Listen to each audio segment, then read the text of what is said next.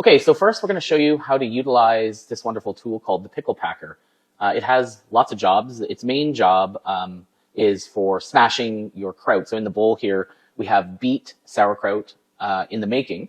So we just have beets and cabbage and salt. We're going to add a little bit of ginger.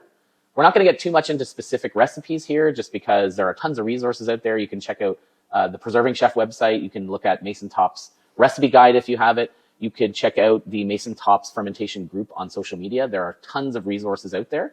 So, but just simply we have cabbage, beet, and I'm using some powdered ginger just simply because I didn't have any fresh. So I'm going to add as much as I kind of desire. I like quite a gingery flavor, so I'm adding a fair bit. I'd say maybe a tablespoon. So the pickle packer, sometimes called a kraut basher, is pretty self-explanatory in the sense that we use it to bash our kraut.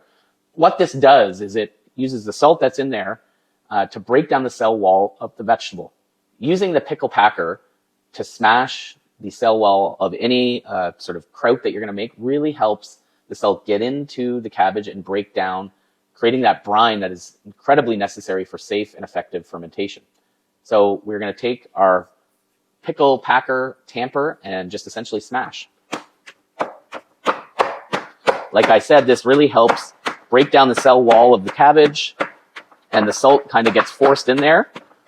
So that's, I guess, one of the main functions of the pickle packer, using it to smash the cabbage and the beet in this case, creating that brine.